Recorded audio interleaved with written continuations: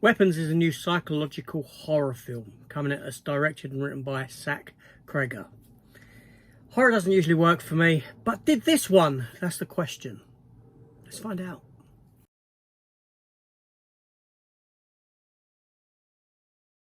So Weapons has just opened in theatres. I've been to see the film. It runs for 2 hours and 8 minutes with a rating of 18.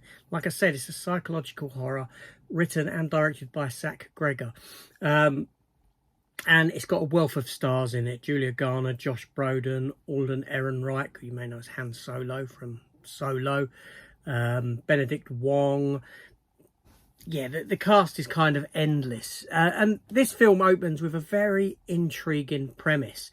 At 2:17 a.m, all the children, bar one from this class, Justin Gandy's class, Justin being played by Julia Garner, they all get up, they wake up, they get out of their bed, they go downstairs, they open the door, and they all flee. They run.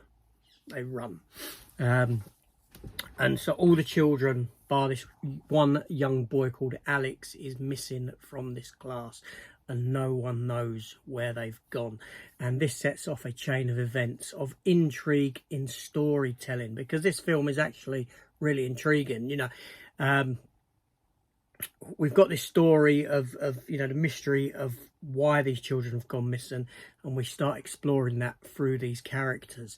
And the film is broken down into about 7 sections, each section being given to one of these characters, and then they sort of all intersect and weave in and out of one another as the story progresses.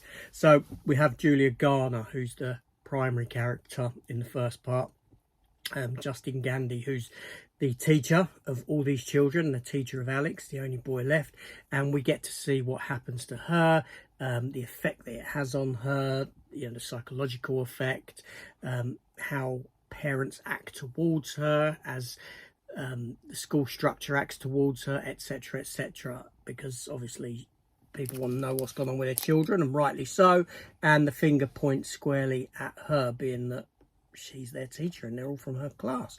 And then the second part is given to Josh Brolin, Archer, that's his name. He's the parent of one of the children in this class. He wants to know what's happened to his son, and he goes off and he starts doing his own investigations into it, and that brings him to Justine and brings these two together. Then we have Alden Ehrenreich, who plays a police officer called Paul. He's got a bit of something to do with Justine, and at the same time he's got something to do with this other character called James Austin Abrams, this drug taking homeless lad who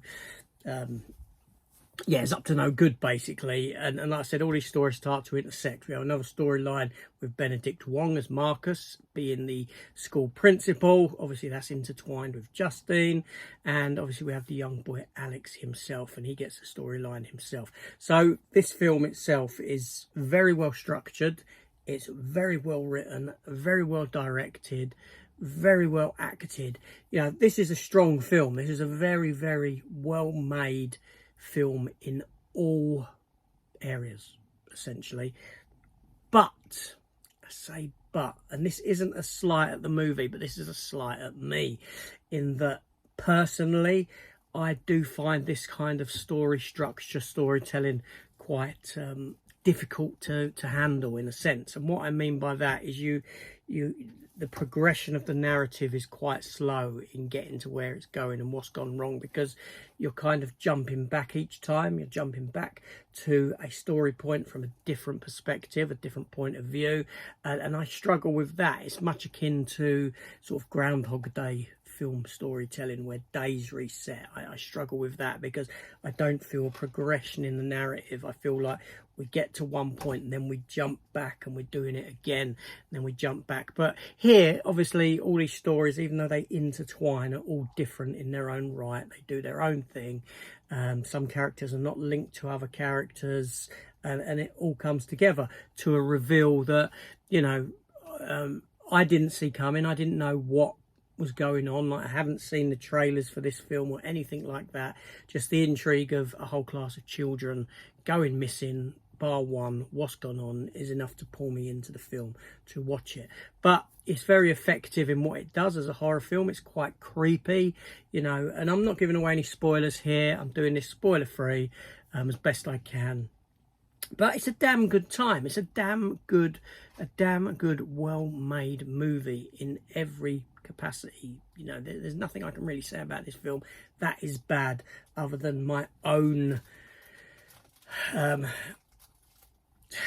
issues that I have with certain types of storytelling, and that's on me, no one else. So, you know, I'd highly recommend this film to anyone interested. It's a very good one.